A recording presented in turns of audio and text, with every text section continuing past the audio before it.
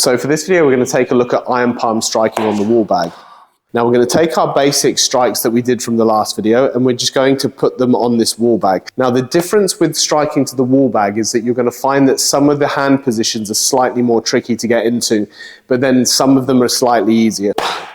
So the solid wall behind is going to be supporting the bag. If you strike it too hard in an uncomfortable position, you're going to really feel it through the wrist or through the elbow. This is where we really refine those strikes and take them on a little bit further so they're usable in self-defense applications. So the first one is going to be your chop. The hand position is going to be vertical through the center of the bag.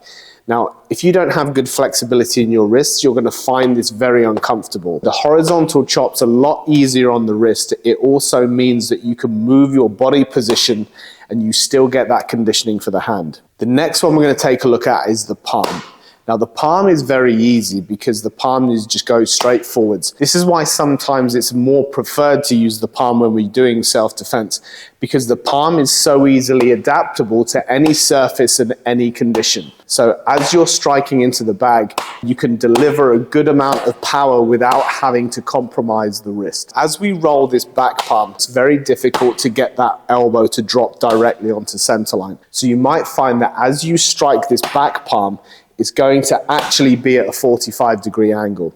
So you can roll it through, and even though we're not able to get the elbow to the center line, it's still going to condition the palm in exactly the same way. The next one is going to be the punch. Punch is actually more comfortable on the wall bag. The only difference is because of how solid the target's going to be, you might find that putting too much resistance through the wrist is going to make it feel uncomfortable. With this one, you want to start off nice and light until you're comfortable that your wrists are strong enough to keep striking harder and harder. If you want to do slightly wider punches or slightly bigger punches, you're going to have to change your body to fit that position so you can strike into the bag so there's no discomfort for the wrist, the elbow, or the shoulder. Okay, last of all is going to be the finger jab. So we want to connect with all 5 fingertips at the same time. Again, because the fingers are a lot weaker as a unit than the punch or the palm, we want to just start off nice and light. So you want slight flexion in the fingers, and then as you strike, you want to be going slightly downwards. So as you make contact, if there's any discomfort with the connection, the fingers are just going to crumple in on themselves. Again, we want to use finger jabs for soft targets. We're not going to be striking to bone, and we're not going to be striking to big muscle mass.